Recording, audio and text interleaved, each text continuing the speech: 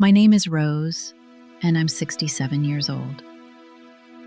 For the longest time, I believed that my life had already been lived, the meaningful part at least. I had spent over 4 decades married to the love of my life, a kind, gentle man who could make me laugh even when the world felt heavy. We built a beautiful life together, 2 children, a garden we adored, Sunday mornings with classical music playing in the background. Then, 7 years ago, he was gone. And so was the rhythm of my life. I didn't fall apart. That's not who I am. Instead, I shrank, quietly, softly. I told myself I was managing just fine. My days were simple and familiar.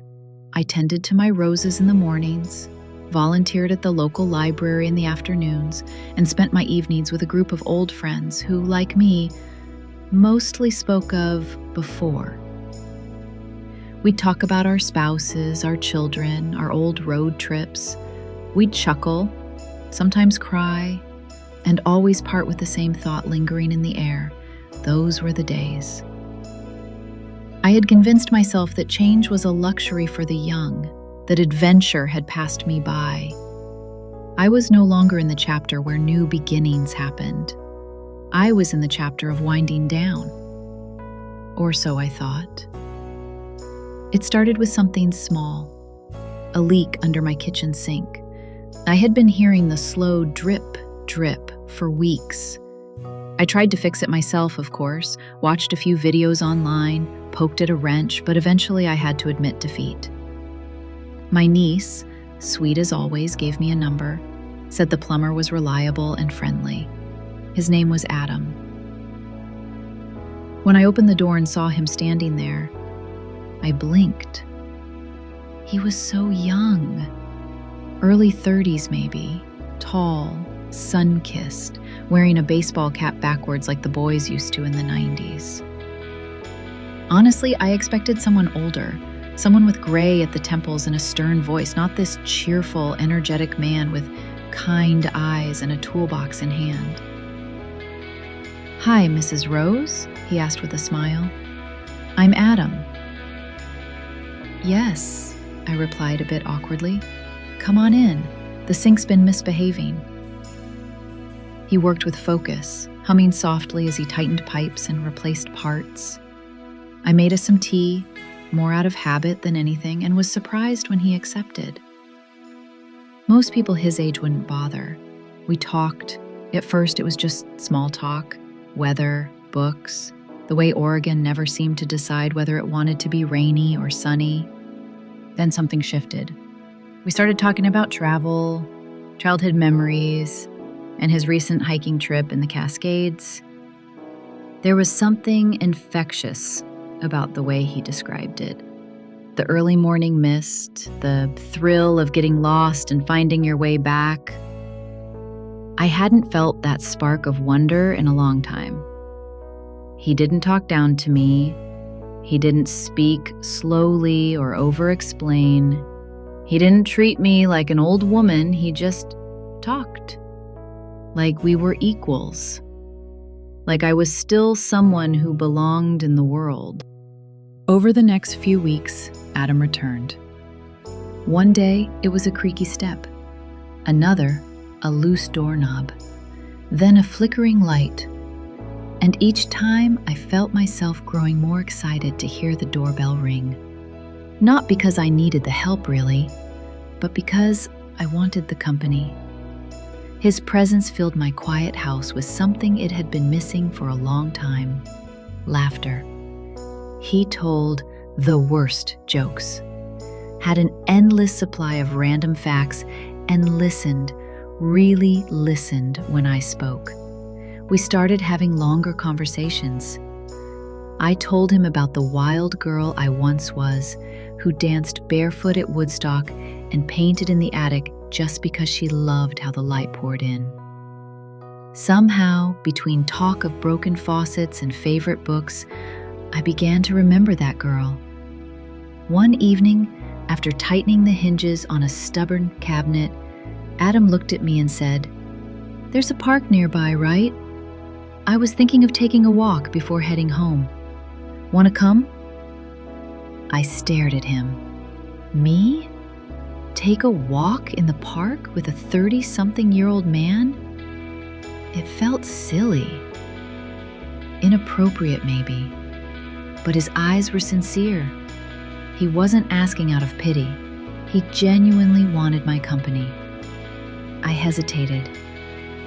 And then something inside me whispered, "Go." So I did.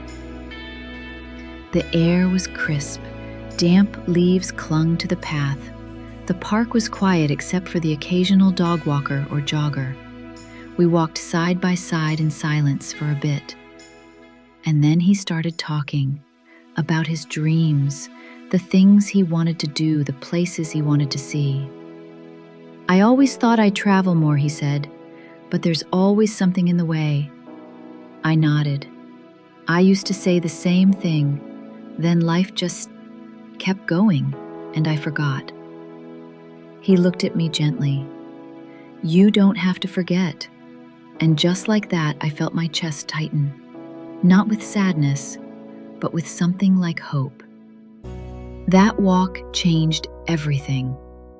In the days and weeks that followed, I felt different, lighter, braver. I started walking daily, just around the neighborhood at first. Then I signed up for a painting class at the community center. I bought fresh fruit again, started listening to music in the mornings instead of the news. I even took a trip, a weekend by the coast, all by myself. I watched the waves crash against the rocks and cried without knowing exactly why. Maybe it was grief. Maybe it was joy. Maybe it was the beautiful, terrifying feeling of being alive again.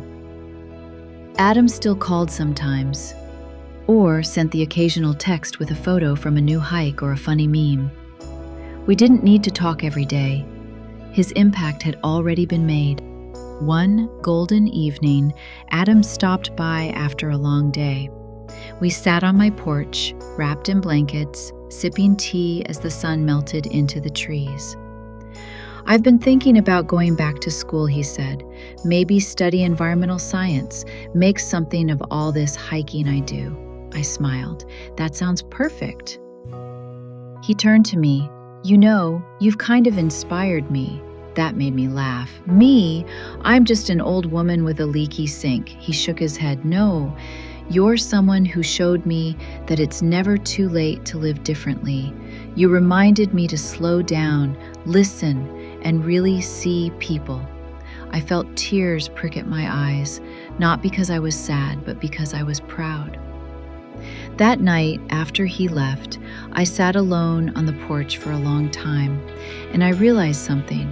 For so many years, I believed the best parts of life were behind me, that I had finished growing, finished learning, finished living with spark. But I was wrong. Change isn't just for the young. Growth doesn't have an expiration date, and joy doesn't retire. Adam didn't fix my broken heart. That was never his job. But he reminded me how to love my life again. He brought color back into my days. He made me feel visible, worthy, alive. At 67, I no longer wait for life to knock on my door. I open it. And sometimes, just sometimes, someone like Adam walks in, and everything changes. Thank you for watching. We look forward to seeing you in our next video. Remember to like, share, and subscribe to stay updated.